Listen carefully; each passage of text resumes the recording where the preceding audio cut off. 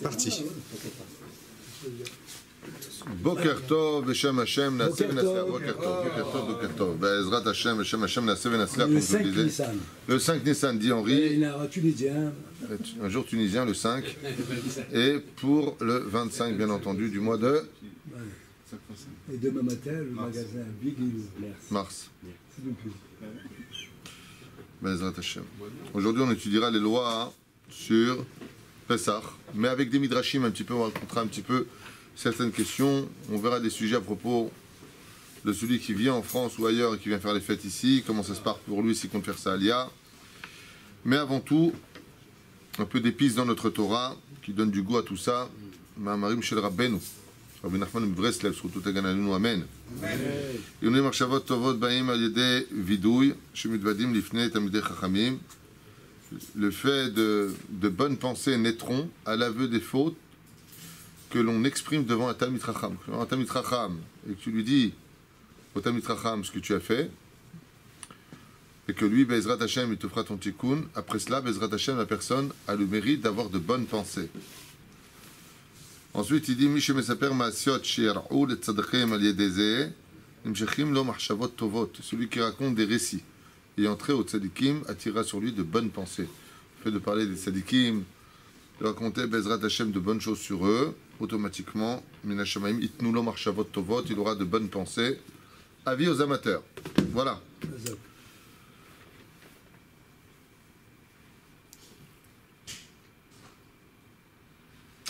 Il y a quelque chose de contradictoire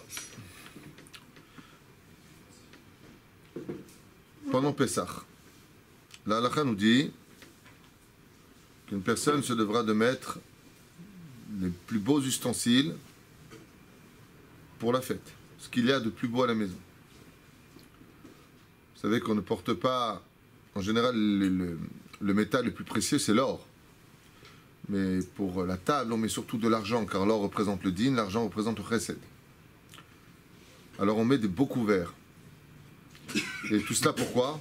Pour symboliser que nous sommes des Bene Horin, c'est-à-dire des fils de rois, comme la Gada de Pessah le précise. Ce n'est pas de l'orgueil, car celui qui va chercher la Torah automatiquement est un fils de roi. De l'autre côté, si tu mets une table digne d'un roi, tu espères y trouver le poisson digne d'un roi, le faisan et les meilleurs mets. Mais voilà qu'au niveau du repas, au niveau de la Gada de Pessah, une fois tu as faim, donc tu es un roi. Et là tu commences à raconter l'histoire du roi des rois, par amour pour le peuple d'Israël, ce qu'il a fait.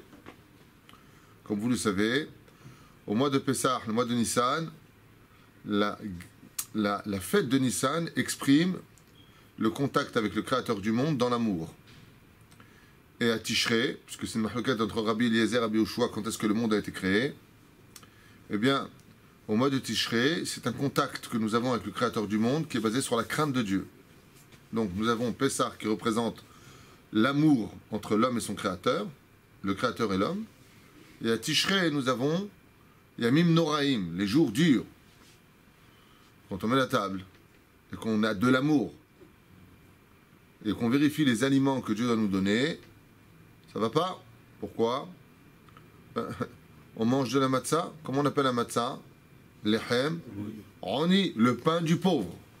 Mais super table. Oui, t'es un roi. Tiens, prends la matzah. Bon, c'est bon la matzah, c'est.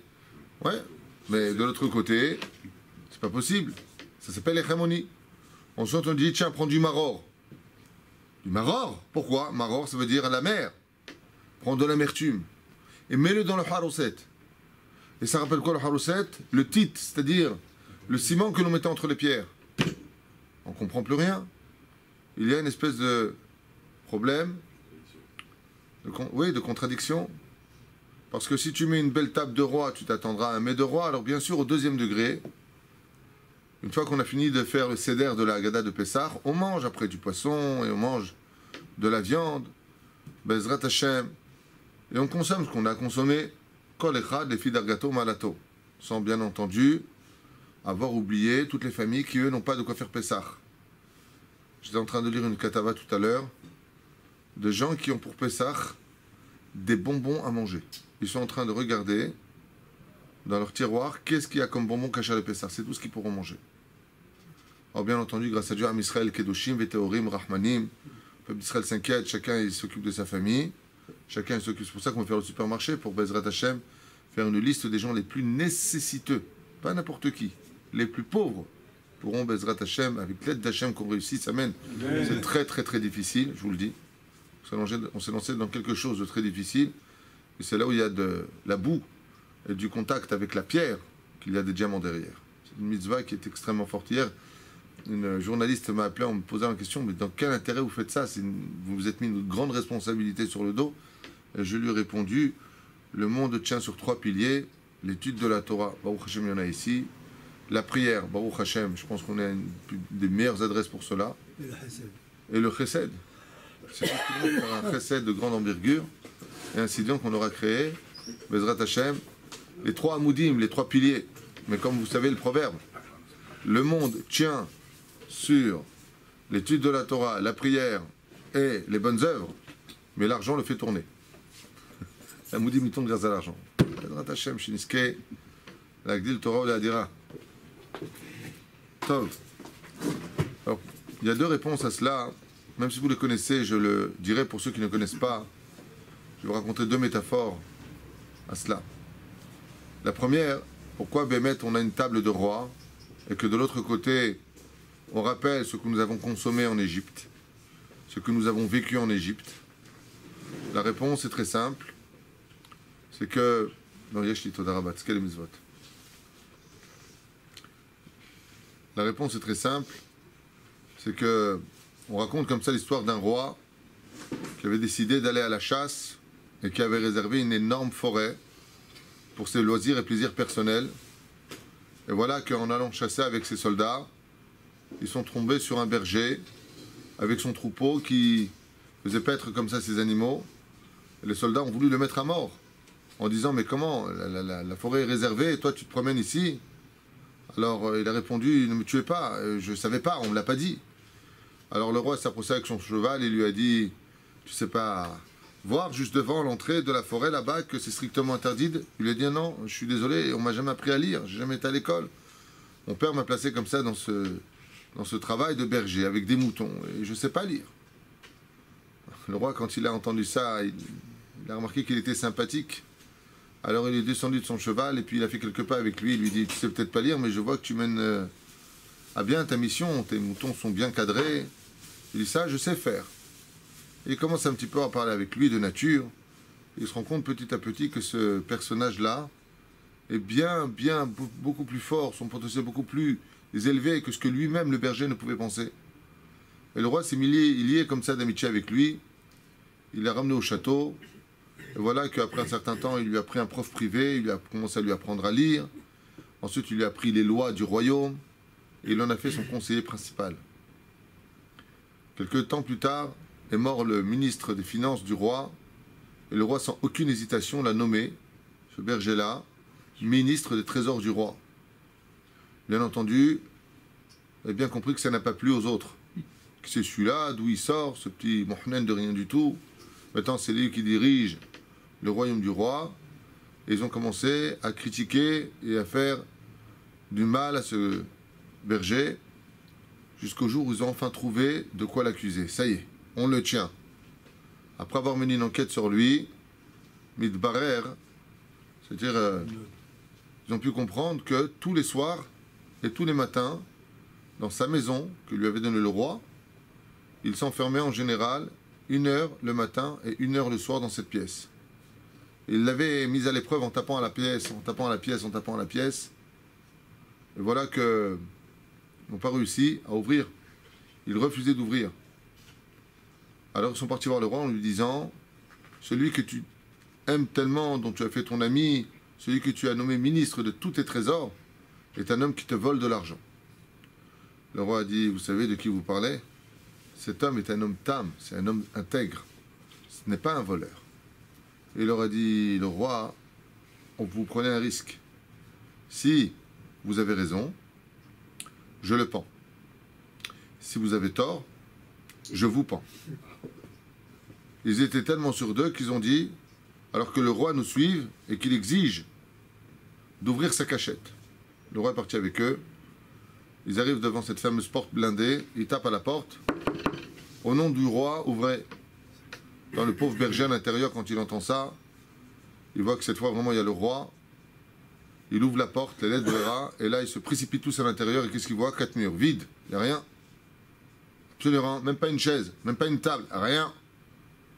Alors le roi, il regarde comme ça, il dit, qu'est-ce que tu fais dans cette pièce? Bien entendu, les autres ministres en train de pousser les murs, de voir s'il n'y a pas peut-être une cachette privée où il y a caché de l'or là-bas. Et le berger les regarde et il leur dit, mais qu'est-ce que vous cherchez? Il dit, où tu as mis l'or? Il dit, l'or de qui, de quoi? L'or que tu as volé. Il dit, j'ai jamais volé d'or. Alors qu'est-ce que tu fais dans cette pièce? Et à ce moment-là, il vient, il pousse la porte. Et derrière la porte, il y a un clou. Et sur le clou, il y a une espèce de manteau qui sent très mauvais, de laine, un bâton qui est tenu avec un élastique, et pour finir, une gourde très sale, en peau de chèvre. Alors le roi lui dit, mais c'est quoi ça? Il dit, voilà, moi, j'étais rien sur terre. J'étais un homme qui vivait dans la forêt parmi les animaux. Et puis il y a de nombreuses années, le roi a fait de moi son ami. Ensuite, il m'a nommé conseiller du roi. Il m'a tout appris. Et ensuite, il a fait de moi le ministre de tous ses trésors. Et toute la journée, des milliards de pièces passent dans mes mains. Alors, pour éviter de tomber, pour oublier mon orgueil, je rentre dans cette pièce pour me souvenir d'où je suis sorti. Ainsi donc, les enfants d'Israël, bien entendu, les ministres ont été pendus, vous le savez bien, les enfants d'Israël s'assoient à une table de roi, mais doivent rentrer dans une pièce secrète. Cette pièce où ils se rappellent d'où ils sont sortis. On n'était pas simplement dans la boue, on était en Égypte. On n'était rien. Des gens oubliés du monde. Des gens pour qui vivre ou mourir n'avait aucune signification. Alors il dit à Kadosh Baruch Hu, Nachon, vous êtes des rois. Mais un vrai roi dans ce monde ne peut exister que quand il devient humble. C'est parce que Moshe Rabbeinu était humble qu'il est devenu roi des enfants d'Israël. Celui qui a donné la Torah. Ainsi donc, à Pessah, on nous dit, Nachon, regarde en 2015 de l'ère vulgaire ce que tu es devenu.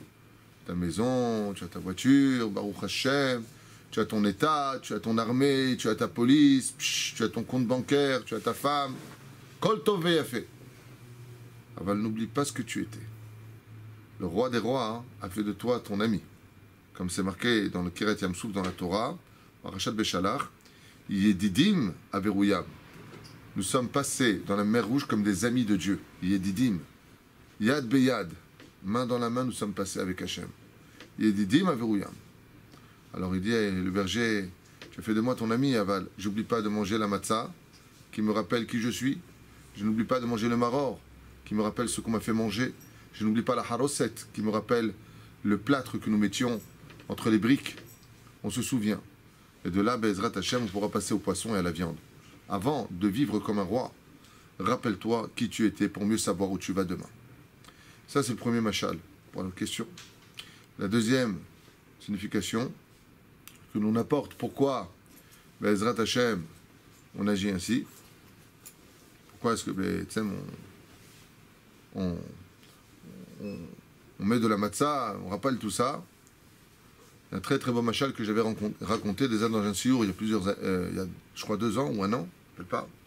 Et en rapport avec ça, bien sûr, c'est que vous savez qu'à Pessah, nous sommes jugés sur le mammon, sur l'argent. Pessah, c'est le tikkun de l'argent.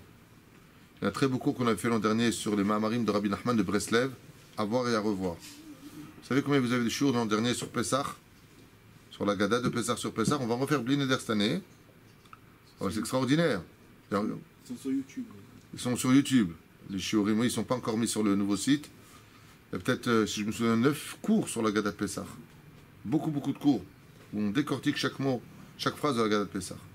Et encore cette année, j'ai de hautes Shirdushim. On les verra pendant Shabbat. On reviendra sur Abba Banim Dibra Torah. Bli Neder.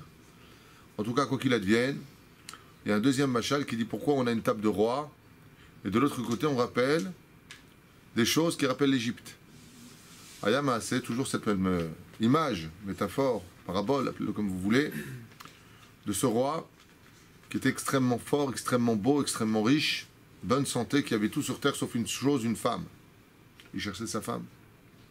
Et chaque fois qu'on lui présentait une princesse, il la trouvait futile, stupide, envieuse, jalouse, orgueilleuse. Après avoir visité 70 shidduchim, 70 femmes, il a décidé lui-même d'aller chercher son épouse. Et pour cela, qu'est-ce qu'il a fait? Il s'est déguisé. Il s'est déguisé en homme simple, presque en vagabond. Puis il est parti de ville en ville jusqu'à arriver dans une très très grande ville, une grande contrée. Et là-bas, il a commencé à observer les femmes, les gens, comment ils se comportaient. Il a vu que des gens qui étaient avec un esprit de débauche. Et le roi déguisé était très déçu. Alors fatigué, il est rentré dans une auberge. Et là-bas, il entendait une femme se faire insulter, bousculer, maltraiter. Et cette femme-là est venue servir à boire à ce roi, déguisé. Et le roi, en levant les yeux comme ça vers elle, s'est rendu compte qu'il était face à une femme dont la beauté n'avait pas son pareil sur terre. Qu'elle était extrêmement belle, seulement salie par la souffrance. Spoliée par les gens. Humiliée. Alors il a commencé à lui poser des questions. Et elle, avec une grande délicatesse, elle lui répondait. Et le roi observait ses mains. Il s'est rendu compte que si elle arrêtait de travailler, ses mains pouvaient devenir lisses et très belles. Mais Kitsour, vous avez compris que le roi est tombé fou amoureux d'elle. Et il l'a voulu pour elle. Alors à ce moment-là, bien entendu, il s'est dévoilé. En tapant les mains, suivi par son escorte derrière, on lui rapporta sa couronne sur sa tête et tout le monde comprit que c'était le roi qui venait d'entrer. Tout le monde s'est prosterné. Il l'a observé, il lui a dit au propriétaire de l'auberge, je vous achète cette femme. Il n'a pas voulu, pour aucun prix. Non, non, non, non, non, celle-là, elle me sert trop. Alors le roi est venu, il lui a donné 10 coups sur le visage. 10 gifles sur le visage, lui faisant comprendre qu'il fallait qu'il arrête.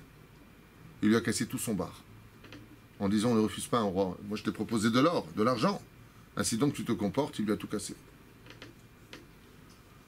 L'autre, quand il a vu ça, il a dit, vous pouvez la prendre. Maintenant, qui voulait pas venir? Elle. Elle lui dit, mais non, moi, je ne peux pas venir. Je ne suis rien, je vais aller avec vous, je suis une souillon, je ne suis rien du tout. Alors, le roi, il a organisé un très, très grand banquet dans cette ville, à la frontière de la ville, un énorme banquet. Énorme! Il a préparé la choupa, il a apporté le rabbin, il a dit, voilà, je veux que tu me maries tout de suite avec elle, tout de suite. Il a dit, mais attendez, je ne suis pas encore frais, je me suis pas préparé, j'ai les mains encore sales. Attendez, je viens de mettre le pain dans le four.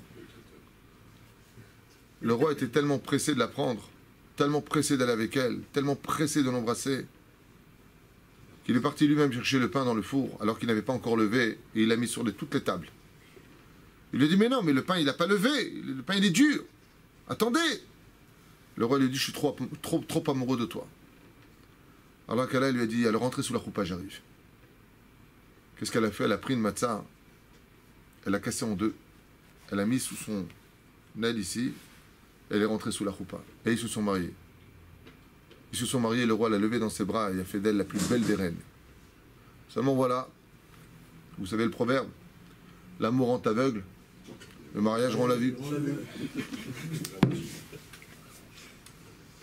Résultat des courses, après un an, ils sont commencés à se prendre la tête. Et tu m'as dit, tu m'as pas dit, t'es pas content, t'étais content, et tu sais pas à qui tu parles, je suis le roi, ne l'oublie pas. Et il dit, mais moi je suis la reine. Et à ce moment-là, le roi il dit, t'es la reine. T'es la reine de quoi? T'as oublié ce que t'étais rien. Tu valais rien. On te maltraitait, on t'humiliait, on t'utilisait. Et moi je suis rentré, je t'ai épousé par amour. Et tu me réponds mal. Et néna. La reine s'est effondrée parce qu'elle n'avait plus d'arguments. Alors elle est partie dans sa chambre, elle lui a dit, attends-moi un instant, mon roi. Elle est revenue avec une matzah, une demi-matzah. Elle lui a déposé devant lui. Elle lui a dit, matzazo, tu vois cette matzah? Tu peux me dire d'où elle vient? Et le roi, quand il a regardé la matzah, il a commencé à sourire et dit, c'est pas cette matzah-là, le jour de notre mariage, quand on s'est marié, Il lui dit, comment elle est venue sur la table, lui dit la reine. Il lui dit, je crois, c'est moi qui suis allé dans le four, j'ai pas attendu parce que j'étais tellement pressé de t'épouser. Et là, il dit, comment tu peux répéter? Tu étais tellement pressé de m'épouser. Et moi, qu'est-ce que je t'avais dit? Ne me prends pas, je suis pas assez pur, je suis pas assez bien, je suis pas encore prête. Mais qui c'est qui a tout précipité? Sous Béné Israël Bechipazon. Les enfants d'Israël sont sortis précipités par qui? Par Dieu. Il dit, tu vois cette matzah, elle est la preuve que c'est toi qui as voulu de moi. Donc si même aujourd'hui je me comporte mal, n'oublie pas que c'est toi qui es venu me chercher. N'oublie pas que c'est toi qui es venu me sortir de force. N'oublie pas que c'est toi qui m'as mis sous la choupa arc et gigit au-dessus de nous. Alors on est jugé sur les mammon. On est devenu comme marié avec Hachem qui viachol, entre guillemets. Alors le roi des rois, il nous dit, mais Seder, même si on s'est mal comporté l'année et que maintenant le roi des rois vient nous apporter ce cadeau extraordinaire, c'est pour ça qu'on chante d'ailleurs Shira Shirim le soir de Pessah, qui parle de Minishikot Piou Kitovim de Dechamiyain. On parle d'amour dans Shira Shirim. Le soir, c'est une relation. C'est pour ça qu'Alpisod, un homme ne va pas avec sa femme le soir de Pessah, sauf si les soirs sont migvés, bien sûr. Mais pourquoi? Parce qu'il est déjà avec Hachem. On est marié avec Hachem particulièrement dans une intimité extrême. C'est le Shira Shirim. Après le Birkat Amazon, Nishmat Kol Chai, Shira Shirim. Alors qu'est-ce qu'on dit à Hachem? Même si je me suis disputé avec toi cette année, j'ai pas été Besséder. Matzah Zo. N'oublie pas la matzah. On est sorti d'Égypte précipitamment. Si tu dis parce qu'on n'a pas eu le temps, tu te trompes. Arrête, à quelle heure est passé l'ange de la mort? Katouf Batora. C'est marqué. Hatzot Laila. Au milieu de la nuit. Mais au milieu de la nuit, c'est pas le matin. À quelle heure on est sorti? Le matin. Comme dit le Midrash, pour ne pas qu'on dise les enfants d'Israël se sont sauvés la nuit comme des voleurs. Ah. Quoi, 4 heures pour faire monter du pain, c'est pas suffisant? Ou 1 heure pour monter du pain? Maximum, 2 heures. Là, il y avait 4 heures, 5 heures devant nous. Alors, on a eu le temps. Que je crois était pressé. Sortez vite. Je vous aime tellement. Zéperou Shadavar. La reine, le soir du Seder de Pessah, d'un côté, on n'oublie pas ce qu'on n'était rien. De l'autre côté, on dit à Hachem, c'est vrai qu'on n'était rien. Et c'est toi qui nous as voulu, Hachem. Asher Bahar Banu Mikol Amim. Venatan Lanu et Torato. C'est pour cela que, même, vous savez, si un homme ne s'entend pas des fois avec sa femme, s'il y a une chose qu'un homme ne tolérera jamais, c'est qu'on dise du mal de sa femme. Ainsi donc, et Akadosh Baruch Hu, il ne supporte pas qu'un juif dise du mal d'un autre juif. Et encore moins si une nation ose parler du mal d'un juif. Chaz v'shalom. Zé Perouch Hadavar. Chen meret ha'alacha lemaaseh, Adam yachin et shulchano, il mettra la table de Pessah, surtout qu'en plus c'est Shabbat Kodesh. Donc si possible, vous savez qu'on a l'habitude, comme le dit la Gemara, de manger 2 tafshilin, comme c'est Shabbat en plus, yochal shlosha tafshilin. Et comme c'est Yom Tov, arba tafshilin. Comme ça après, plac, il explose. Hein? Hier soir, j'étais au Sheva Brachot de Michael, chez Iskel Ben Zachar Hashana. Et il faut manger du pain. Je dis, mais un juif qui est au régime, c'est pas un juif. C'est ou Shabbat, ou Yom Tov, ou Chol HaMoed, ou Rosh Chodesh, ou Bar Mitzvah, ou Brit Mila, ou Hatuna, ou Ensof. Quand est-ce que tu fais ton régime? C'est impossible. Un juif maigre, c'est un juif qui n'est pas religieux. Comment tu peux être... Mais mec, comment tu peux être au régime? Bon, hein? Non, c'est une blague, hein? Il faut manger moins, c'est tout. Hein?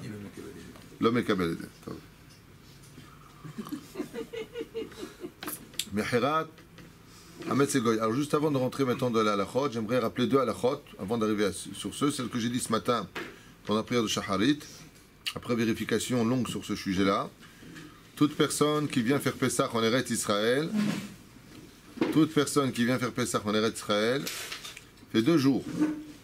Si cette personne-là a l'habitude, selon le Rav Ovadia Yosef, de faire tout le temps les Shalosh Regalim en Eretz Israël, c'est-à-dire qu'il fait les fêtes Pessah, Shavuot et Sukkot, même s'il vient en Galoute, il ne fait qu'un seul jour.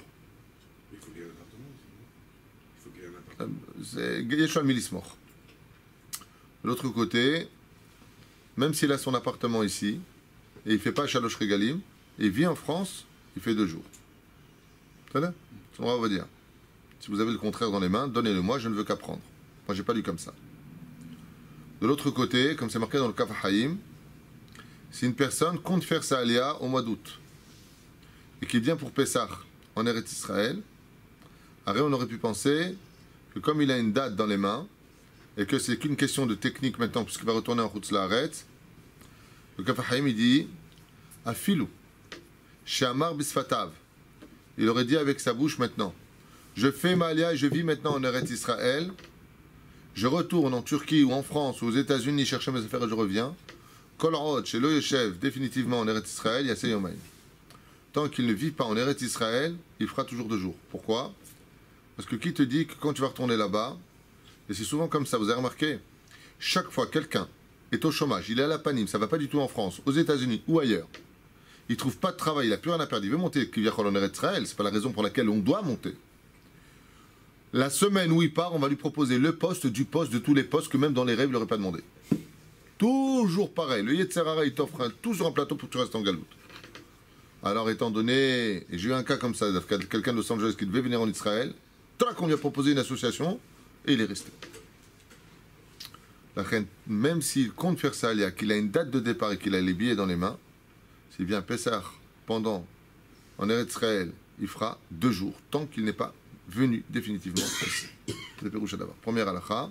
Donc faites attention et n'écoutez pas n'importe qui dans ce domaine. Kiza halakha le maaseh. Alors bien entendu, si quelqu'un peut m'aider, j'en ai parlé ce matin, ce n'est pas une critique, c'est une demande. Je ne connais pas tout. Moi, je ne suis pas un Tamit Racham. Je ne sais rien du tout. Moi, celui qui me dit voilà, je te montre, voilà, c'est marqué ici, je lui embrasse les mains. Todarabah, je ne savais pas. Les Lubavitch, ils disent, à ce qui paraît, enfin j'entends ça depuis des années en Israël, ah non, nous on est touristes, on fait qu'1 jour, je suis Lubavitch.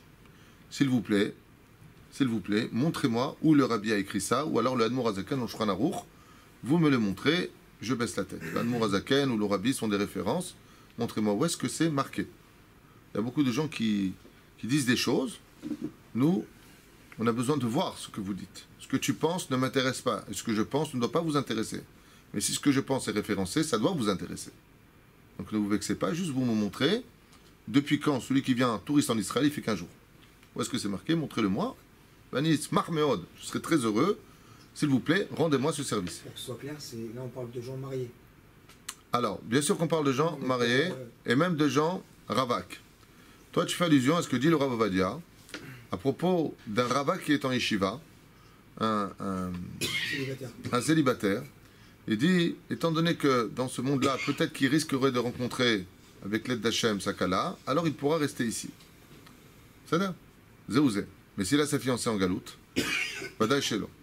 Ça n'a rien à voir. Celui qui est célibataire, on a espoir qu'il rencontre sa femme en Eretz Israël et qu'il s'installe ici. C'est déjà arrivé plusieurs fois, sachez-le. J'ai connu des gens qui sont venus en vacances en Israël, célibataires, ils ont rencontré l'âme sœur, Baruch Hashem, ils se sont mariés, ils sont restés Bassof en Eretz Israël. J'en connais d'autres qui ont rencontré la Torah en Eretz Israël. Je connais une personne qui est venue touriste des États-Unis en Eretz Israël. Son copain l'a fait rentrer pour aller chercher quelqu'un en yeshiva. Il a posé la question au Rosh Yeshiva. Il s'est assis avec lui pendant 10 minutes et il a fait salia sur place. Il est rentré en yeshiva étudier. Il y a des miracles. Je ne parle pas de ça. La deuxième halakha qui m'est constamment posée, Mel, les uns après les autres me posent la même question, bien entendu, de plusieurs pays. Est-ce qu'on peut cachériser le four? Est-ce qu'on peut cachériser le micro-ondes? Est-ce qu'on peut cachériser le lave-vaisselle? La réponse est sophite, même si elle marque le quête sur le micro-ondes qui est énorme. Oui, on peut tout cachériser pour Pessah. Alors je le dis une fois pour toutes, Be'ezrat Hashem, et je devrais le répéter, je le répéterai encore, c'est pas grave, parce qu'on est là pour ça. Comment cachérisons-nous le four dans le cas présent? Les 3 possèdent la même technique. D'abord, on le nettoie parfaitement. Parfaitement, ça veut dire même avec le coton-tige autour du goumi. Vous savez, il y a une espèce de goumi, joint, caoutchouc, autour. Vous le nettoyez parfaitement avec de l'alcool, parfaitement. Vous allez voir, ça sort crade, comme ça, tout noir. Ensuite, vous le mettez sur la paupière, c'est une blague. Et toi, ça te fait rire. Et donc, il n'en faut pas beaucoup. Une fois qu'il est bric ou brac, 24 heures sans aucune utilisation. Aucune. Une fois que c'est fait, pour le four, vous retirez les plateaux qui ne sont pas cachérisables. Vous mettez un bol à l'intérieur avec du liquide nettoyant, du détergent, et vous le laissez tourner à fond pendant de 1 heure à 2 heures. 1 heure et demie, 1 heure 3/4 d'heure, non, mais On parlait du micro-ondes. Je parle du four.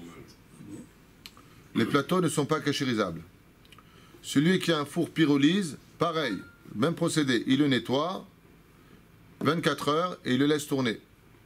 S'il a un four pyrolyse qui permet de laisser les plateaux, parce que je vous rappelle qu'un four pyrolyse monte à 500 degrés, ce four-là, celui qui a le srout, le mérite d'avoir un four pyrolyse, qu'il sache qu'il a un four kasher la méadrine pour Pessah. Parce qu'à 500 degrés, même le fer ne résiste pas. C'est pour cela que j'ai entendu Shabbat, il y a quelqu'un qui a dit « Ah non, non, non, moi j'ai un four pyrolyse, c'est marqué là-bas, il faut retirer les plateaux. » Bien sûr. Pourquoi? Parce que l'acier à 500 degrés se dilate et donc il pourrait casser le four. Il pourrait casser, pas le four, mais le plateau. Non, le four. Ah, tu veux dire un court-circuit alors? Non, il s'écarte. Oui, ça, il s'écarte. Ah, il Les s'écarte. grilles s'écartent et mettent en tension. Ah, j'ai compris. Alors, est-ce qu'on pourrait faire le chalumeau sur le plateau? Si tu as compris comment il faut faire le chalumeau? Jusqu'à ce qu'il devienne rouge et que tu fasses sortir les nitzotzot. Donc tu laisses quinter. Donc lui, Baruch, ce qu'il dit à sa femme, c'est donne-moi le plateau chéri, puis après il lui rend un gruyère. Il sort le masque.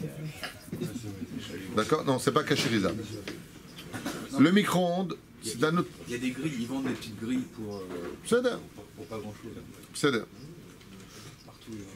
le micro-ondes, il est préférable de tout faire pour éviter de l'utiliser, parce que pendant Pessah, même s'il y a du chametz dans les ondes, un millième de chametz, c'est du chametz.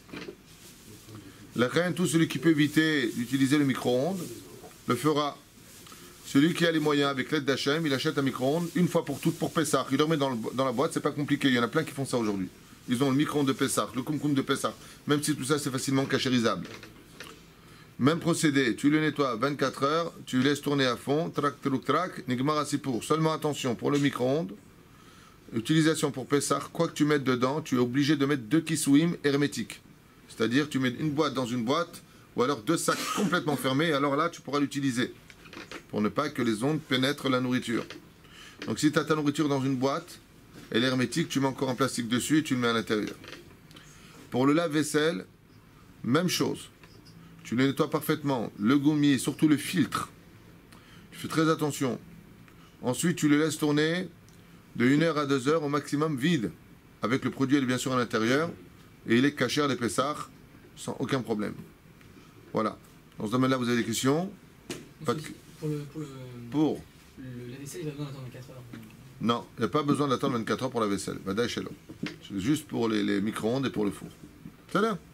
C'est comme des plans de travail en marbre. Celui qui a des plans de travail en marbre, il prend tampongex, ça récure, ça régresse, ça fait briller son rayer. Et il commence à frotter. Frac, frac. Une fois qu'il a fait ça, il prend le koum-koum de l'eau bouillante, il attend que ça mette à ébullition, et ensuite il le verse sur le marbre. Il n'y a pas de problème, ça ne craque pas. On le fait tous les ans, il n'y a jamais eu de problème. Une fois que c'est fait, il prend la raclette, ou avec sa main s'il veut. Avec la main, c'est très douloureux. Il prend la raclette, et il nettoie. Une fois que c'est fait, son marbre est cachère, mais à rouge pour Pessah. Si maintenant, il n'a pas la possibilité d'avoir un marbre, il a des fois un établi en bois. S'il commence à frotter et qu'il verse de l'eau bouillante, ça peut être super. Seulement, il a eu pas truc. Son truc, il gonfle. Le bois, ça gonfle l'eau bouillante, il va esquinter son établi. Dans ce cas-là, il met du produit qui est matime pour le bois, où il va l'ivgom bataram, c'est-à-dire qu'il y avait du chametz qui était là-bas, mais comme c'était à croix, il n'y a pas trop de problème. On ne pose pas des choses bouillantes sur du bois, enfin, de ce que je sais. Quoi qu'il advienne, il le nettoie et il met dessus du papier kesef. Du néer kesef, c'est-à-dire de l'aluminium spécialement épais. Et faites très attention, il y a beaucoup d'accidents avec cet aluminium qui est épais. Ça coupe plus qu'une lame. Combien il y a eu de doigts coupés, de gens blessés par cet aluminium. Ne laissez pas les enfants le faire. Ezrat Hashem, laissez la belle-mère. C'est une blague, oh là là, on n'est pas d'humour ce matin. Ezrat Hashem, vous mettez l'établi comme ça, et vous mettez tout simplement l'aluminium dessus. Autre question? Les plaques de... Les plaques de la gazinière. Les plaques de la gazinière, Erchero, tu les nettoies parfaitement avec le détergent. Ça, il y a un produit. Ensuite, tu verses de l'eau bouillante dessus. Nigmar asipour. Il y en a qui ont l'habitude de mettre du néer kesef dessus. bevakasha. Mais étant donné qu'ils sont sous le feu, moi, c'est ce que je fais à la maison, je les mets aussi sous le feu. C'est-à-dire qu'une fois que je les ai parfaitement nettoyés, j'aime les 4 gaz et le feu. Pourquoi? Parce que même s'il y a du chametz qui tombe dessus, certes, mais ils sont sur le feu. Le feu, il retire le chametz. C'est-à-dire qu'il faut parfaitement les nettoyer. Pour ceux qui ont des éviers, je vous l'ai déjà dit, je le répète. Les éviers, vous nettoyez parfaitement votre évier, vous versez de l'eau bouillante 3 fois de suite si vous voulez, et les cachers et pessards. Même si c'est plastique. Même si c'est plastique. Plastique, des éviers en plastique. C'est un truc naturel. Céramique. Céramique, non, mais chané. Non, plastique, c'est des gvar. Il y a plastique. Il y a plastique. Non, nous avons un spécialisé cuisine là-bas, pareil. Et plaques céramiques. Pareil. Comment on fait? Le céramique, tu parles. Plaques vitraux, là. Les plaques. Alors pour les plaques vitraux, ceux qui ont des plaques électriques, ça s'appelle nachon. C'est du verre, il me semble. C'est comme du verre, nachon. Alors ça, c'est pas shoot méode. Tu prends le produit, tu fais du nettoies. Tu nettoies parfaitement. Une fois que c'est fait, shalom à l'Israël. C'est bien. On chauffe pas. Tu peux chauffer. Chauffe. Chauffe, Marcel, chauffe. Dans le petit livre des Lachot Pessar que vous utilisez, j'ai bien avoir vu avec Rav Meir que la réchette, on pouvait après l'avoir bien nettoyée, l'enrouler de pied mieux et l'utiliser. Ça, c'est encore une autre question. Si vous l'avez parfaitement nettoyé, vous voulez même passer au feu, après vous voulez mettre de l'aluminium sur la grille du four, il y en a plein qui font ça, après mettre de l'aluminium tout autour, balé matzé, zemoutar. Il y en a qui font ça, ils peuvent compter là-dessus. Faire quand même le hibou Le hiboum? Non. Le hiboum, c'est quand un frère est décédé et que l'autre il épouse sa femme. Donc si tu veux faire le hiboum dans le four, ça va être dur. C'était coupé. Le liboum peut-être. Hein, Kent. Moi, je l'ai déjà fait, j'ai jamais vu les épincés sortir. Alors c'est pas un bon liboum que tu fais. Ah ouais, faut... Tov. La mechira de Hametz de Pessah. Et les friteuses. 2 secondes, je suis dans. Tu sais que tu grilles des feux rouges quand je parle, hein. Tu passes à ce moment-là, c'est une amende. Hein. Esquine. D'habitude, tu dors, toi. C'est le seul à dormir pendant le cours. J'ai de la patience. Tov. Où est-ce qu'on en était? Ah, la mechira. La mechira de Pessah, c'est un grand problème. Très, très gros problème. Bien sûr, il est interdit de soi-même aller vendre son chametz, faire un contrat avec un goy. Il faut passer automatiquement par la Rabbanout Arachil et Israël. Seulement voilà, écoutez bien ce que je vais vous dire, c'est important. À l'époque, il y a encore quelques bonnes années de cela, on avait découvert des problèmes qu'on ne pouvait pas éviter à propos de la vente, qui devenait caduque.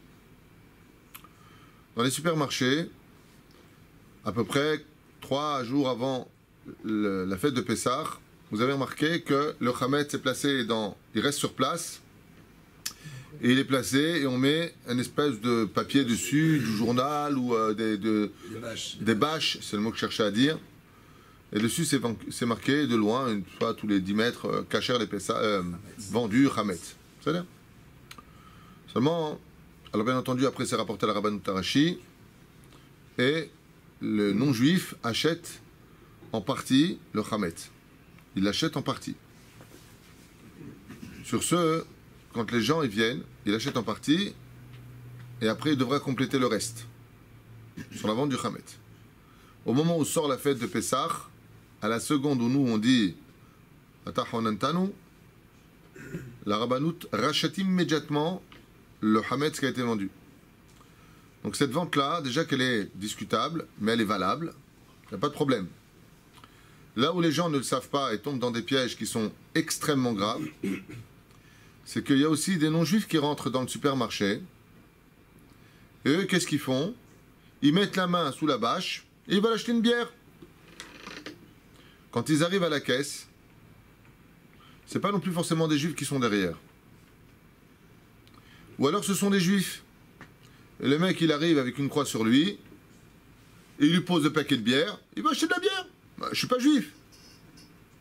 Seulement, ce qui vient de se passer est extrêmement grave, parce qu'il vient de rendre tout le magasin chametz, strictement interdit à la consommation. Et pourquoi? Parce qu'il a cassé la vente. Arrête, le pack de 6 bières que tu viens de prendre, toi, le non-juif, il appartient au goy. Il ne t'appartient pas à toi. Donc il est strictement interdit à une boutique de vendre à un non-juif du Hametz pendant la fête de Pessah. Puisque tout le Hametz a été vendu. Et le fait qu'il suffit qu'une seule fois quelqu'un vienne et achète, derrière la bâche, il prend et il le pose sur la caisse pour l'acheter, il vient de rendre le contrat nul et non avenu. Ce qui fait que tout ce qui est là-bas, après les fêtes de Pessah, seront strictement interdits à la consommation. Baruch Hashem, la Rabbanout d'Israël a pris les choses en main. Ouais, il y en a toujours qui disent la Rabbanout. Heureusement qu'on a la Rabbanout. Ils sont montés sur le sujet. Et grâce à Dieu maintenant, dans les grandes surfaces, tout celui qui a la Michirat Hametz a l'obligation, dans son ordinateur, de bloquer tout ce qui est Hametz. Vous savez, il y a des codes. C'est le code barre. Tout ce qui est Hametz, j'ai entendu ça hier du grand rabbin d'Israël. Tout ce qui est Hametz, il y en a. Hein? Le Rav Yonah Metzger, l'ancien grand rabbin d'Israël, c'était à son époque quand lui était grand rabbin d'Israël. Ils se sont tous réunis, je parle du monde Sfarad Ashkenaz, et ils ont exigé maintenant, vous voulez Michirat Hametz, vous demandez à votre technicien de retirer dans le code barre, ce qui fait que quand un non-juif viendra avec un paquet de gâteaux ou quoi que ce soit, il le posera sur l'établi, vous savez, sur le serret en français, et en français comment on dit ? Le tapis roulant. La personne qui travaille derrière, elle fait un travail de fourmi. Tac, tac, tac. Elle va faire vérifier si c'est caché à la personne. Mais c'est pourquoi des fois ça se ressemble. Zéouzé. La deuxième chose qu'ils ont fait, donc ça ne peut pas être vendu. Désolé monsieur, ce que vous avez pris, ça ne marche pas, donc ça retourne à sa place. Ça laisse le contrat de vente parfait. La deuxième chose qui a été exigée, c'est qu'en Israël, Baruch Hashem étant, tout ce qui est kasher les Pessah devra avoir un emballage spécialement fait pour kasher les Pessah. Un signe extérieur qui montre que ça c'est kasher. Pourquoi? Parce que le Rav Yonah Metzger, il dit qu'ils ont vérifié qu'il y a des choses qui sont vendues, qui sont kasher, et pour Pessah, c'est aussi kasher les Pessah. Non, il faut changer la forme extérieure. Il faut changer l'emballage. Il faut changer quelque chose que ce soit connaissable et non pas méconnaissable. Ainsi donc, grâce à Dieu, maintenant tout est bon. Bien sûr, j'ai pas fini. Pour les macolettes, le risque est beaucoup plus grand. Par exemple, il y a une macolette non loin d'ici. Ça a été vu par 2-3 personnes qui vendent la bière aux non-juifs pendant Pessah. Donc son papier, il ne vaut absolument rien. Pour moi, c'est une mitzvah d'aller de dénoncer. Il faut le prévenir avant Pessah, bien sûr, en disant, regarde, tu as un papier. Mais si cette personne-là vend du Hametz et que vous l'avez vu, c'est une mitzvah d'aller le dénoncer à la Rabbanout. Pourquoi? Pour c'est une mitzvah de le dénoncer. Parce que de manger du Hametz, Chayav Karet, tu as mangé le Alenu Velo Alechem, après tu viens d'acheter un pack de bière une semaine après Pessah. Mais cette bière-là, elle n'a pas été vendue. Le Pessah est passé dessus, tu as fait un issour. Ce qui fait que cette personne-là, pour de l'argent, se comporte comme pire qu'un rachat, puisqu'il est marchil et béné Israël, il met des obstacles aux enfants d'Israël. Donc si vous le voyez, avant Pessah, il faut aller les voir avec amitié et lui dire voilà, tu vas avoir une Mechirat Hametz, il t'est strictement interdit, peut-être que tu ne le sais pas, le pauvre, peut-être qu'il ne sait pas, c'est pas une ordure, mais peut-être qu'il ne le sait pas. Il faut lui dire, il t'est strictement interdit de vendre quoi que ce soit de Hametz, parce que tout le Hametz qui est chez toi a été vendu. Et tu ne peux pas vendre quelque chose qui ne t'appartient pas, à moins de t'appeler Arsène Lupin. Les Fichar Bisiata d'Ishmaïa, une personne, le Hanil Velo Alechem, que vous avez vu malgré qu'il était prévenu, pour de l'argent, il va vendre du Hametz, vous allez à la Rabbanout d'Ashdod, de Jérusalem, là où vous êtes, et vous allez le dénoncer. Ce n'est pas indigne de la minim et la malchinim. Ça n'a rien à voir avec le fait de colporter. C'est une question de sauver le peuple d'Israël. Ce n'est pas du rapportage. C'est une obligation. Pourquoi? Parce que si tu as vu, comme c'est marqué dans la Torah, si un témoin a vu des choses, et il ne va pas le rapporter, je ne parle pas de celui qui a rajouté un bout de mirpesset d'1 centimètre, tu vas le vendre à la mairie. Non, ces gens-là, c'est des ordures. Je ne parle pas de celui qui a l'œil dehors. Non, comprenez bien. Je parle de mitzvah. Ouais, je parle d'une mitzvah ici. Je ne parle pas d'autre chose. Tu vois, ma collègue, il y a marqué vendu Hametz.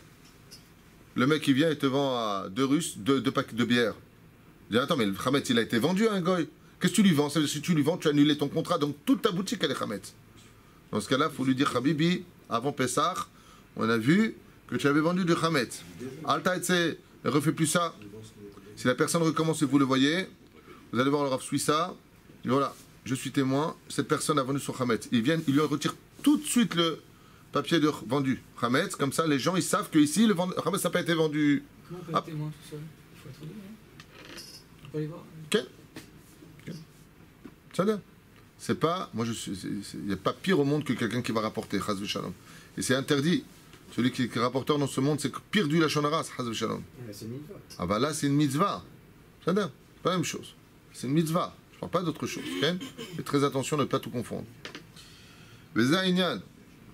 לכן האדם יעבור דרך הרבנות הראשי לישראל, il faut passer par la רבנות לישראל, וזה וזה. Bien entendu, vous savez que cette année c'est un peu spécial, puisque Baruch Hashem d'un côté c'est bien, d'autre côté c'est compliqué. Enfin, il n'y a rien de compliqué, mais la fête tombe Shabbat, Baruch Hashem, donc bien entendu le seder est normal, Yom HaShishi, Vayichulu HaShamayim, Shalom Aleichem, Aleichem HaShalom, Mishetchail Mimtza, Limatza, Ashreu. Ensuite, il fait la gada de Pessah. Mordechai, il y a un problème? Alors retourne-toi vers moi, mets les mains comme ça. Pas de cigarette. Hein? Pas de cigarette, Yom Tov. Ah, pas de cigarette, non, ce sera Shabbat. Shabbat. Il y a une marloquette pour les cigarettes à propos de Pessah. Il y en a qui disent que c'est interdit de fumer des cigarettes qui ne sont pas kéchar les Pessah, parce que tu profites, c'est pas une blague. Et le Rav Yitzhak Yosef, dans l'Ilkut Yosef, il marque qu'il n'y a aucun problème pour les cigarettes. Pourquoi? Nifsa et Achilat Kelev. Un chien ne peut pas manger des cigarettes, sauf dans les dessins animés, où il fume. La reine, Moutar, selon le Rav Yitzhak Yosef, selon le Rav Boudboul, Assour. Il faut, pourquoi? Il dit il y a du Hametz dedans, le Badouk, c'était vérifié. Et quand tu fumes, tu tires un profit sur Hametz. La reine, c'est Assour pour lui. Yesh, Beyesh. Celui qui veut compter sur Rav Yitzhak Yosef compte. Vechoulé, vechoulé. Dernière question. Sur Pessah. Hein? La friteuse. Qu'est-ce qu'elle a, la friteuse? Est-ce qu'on peut se servir pour Pessah? Qu'est-ce que tu mets dedans toute l'année? Des frites toute l'année, c'est des frites. Schnitzel? Tu mets schnitzel, tu fais quoi? Ça va, c'était des bacs où on met de l'huile, hein, un panier.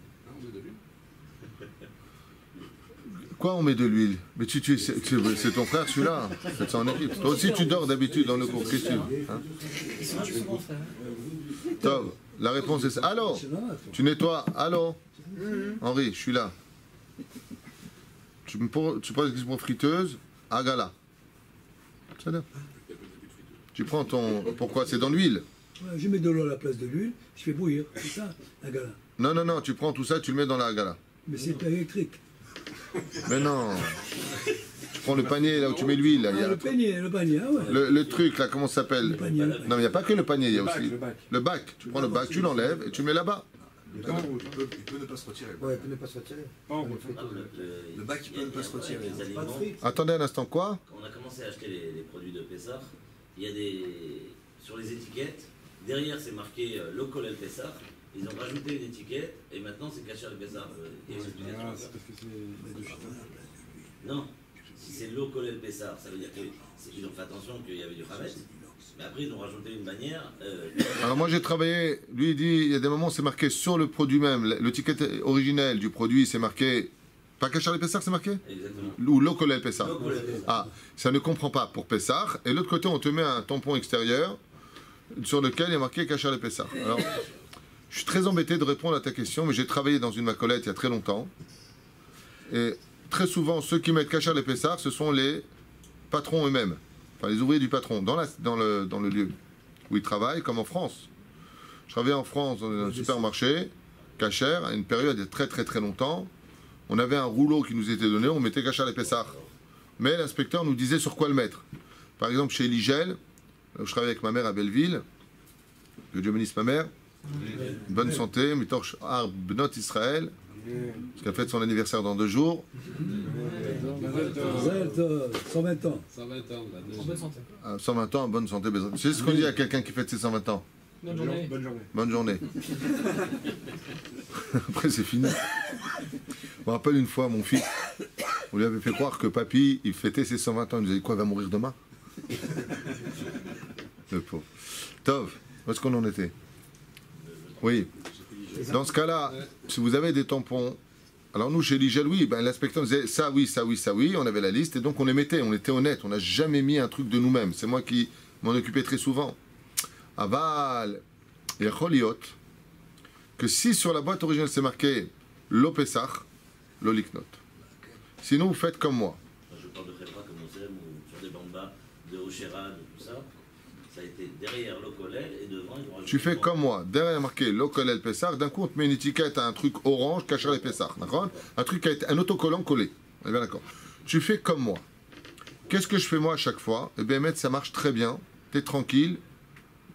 Tu vas au bureau, là. Tu sais, il y a toujours le bureau. Pas le bureau, le. Réception. Oui, coupa arachide, mais en français.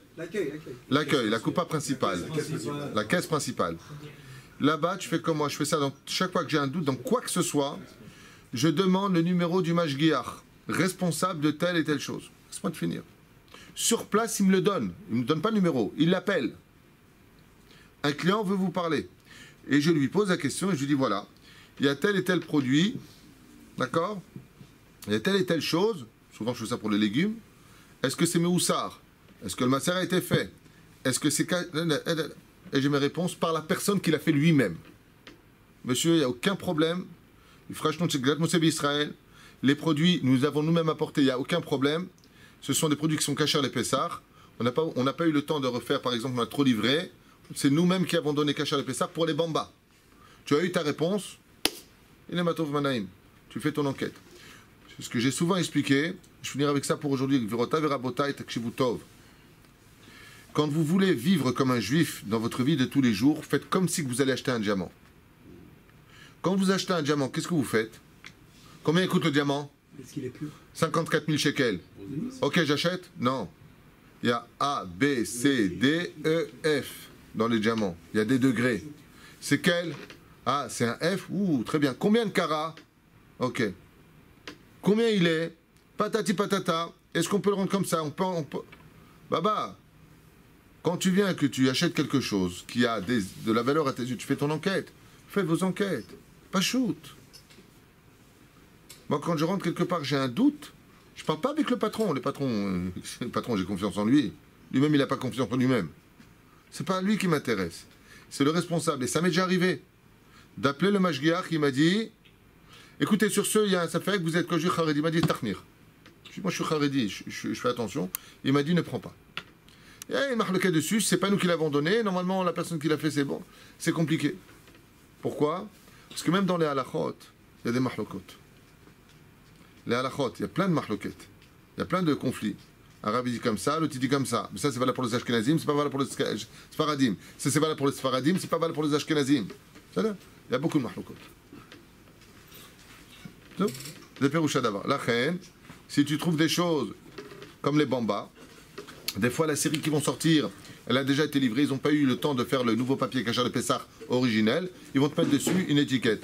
On sait que les bambas en général, c'est Kachar le Pessar, c'est Livdok. Aval, faites très attention. Il y a des choses sur lesquelles vous les avez dans l'année normale et d'un coup, on vous les fait Kachar le Pessar. Ou alors vous n'allez pas les trouver, peut-être que c'est assourd de les consommer. Faites très attention à cela. Pas tout ce qui était dans l'année est valable aussi pour Pessar. Par exemple, le Coca Light, il y a le tampon de la Rabbanout. Aval, de ce que j'aurais entendu, il y aura un problème de le consommer. Le Rav Lando,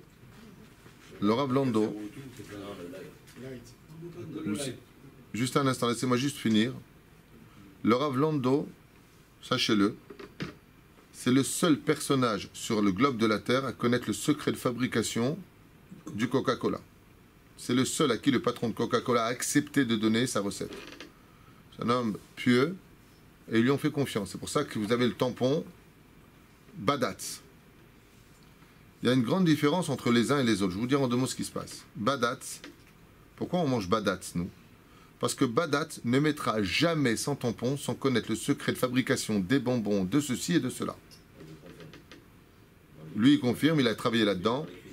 Moi, je peux vous l'affirmer aussi. Badatz, le Bedin Tzedek, les orthodoxes, je ne parle pas de la Rabbanout.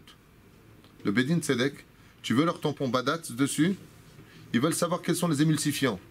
Eux, 186, c'est quoi exactement? Ils envoient leurs spécialistes. Et ils vérifient au laboratoire. De ce que j'ai entendu, selon le Rav Lando, il y a un problème avec le Coca Zéro et le Coca Light pendant Pessah. Il y aurait du Chametz dedans. Ani le Yodéa, c'est ce qu'on m'a rapporté de façon mature, non pas des gamins, mais des gens qui s'y connaissent. Voilà ce qui m'a été rapporté. C'est pour ça que le Rav Lando ne donne pas son Hercher sur le Coca Light. Même zéro? Non. Même le zéro? Ni le zéro, ni le light. Pepsi Max. Voilà, et le Pepsi Max. De toute façon, c'est très simple. Dès que c'est caché les Pessars, c'est dégueu. C'est pas compliqué, hein. Le Pepsi, c'est un médicament bizarre. T'as l'impression de boire du sirop de médicament. Le Pepsi, c'est très bon. Avec des glaçons, c'est vrai que ça atténue le goût. Non, je ne veux pas être méchant avec Pepsi, mais quoi que vous consommiez, tout de suite à Stéphane avec son alcool. Mais je te rappelle qu'on ne met pas du whisky dedans, Yatikouijik. Dans la vodka, dans le Coca-Cola. Mais t'es un malade. Tu sais c'est quoi la bracha dessus? Tu mets d'avocat dans le Coca-Cola, Pessah. C'est Shema Israël. Non, après tu dors. Si on voit quelqu'un boire un Coca Zéro, on dit que c'est pas caché, ce qui bon, on lui fait la remarque. Non, tu peux pas le dire. Parce qu'il y a le tampon de la Rabbanout. La Rabbanout, elle prend ses responsabilités. Mais la Rabbanout, je ne suis pas sûr. J'en suis sûr parce que j'avais été à un cours il y a 20 ans à Tel Aviv sur ça. La Rabbanout, elle n'a pas accès au secret de fabrication forcément. Et si le Rav Lando il met caché les Pessah sur le Coca Zéro, on peut l'acheter. Absolument. Ah ben, pour Pessah, Yesh Lachmir, soyez vraiment vigilants à Pessah de ne pas consommer quoi que ce soit qui n'est pas le tampon le plus hard. Faites attention, ne soyez pas cool. Est-ce que ce sont des légumes congelés, genre du gambos ou des choses comme ça, ou c'est juste des légumes congelés quoi? Il faut avoir. C'est Besséder en général. C'est Besséder?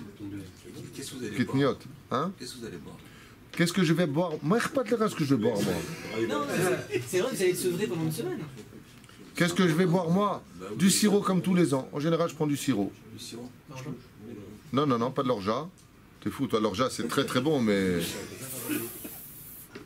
C'est une boisson qui gonfle. Du sirop de quoi?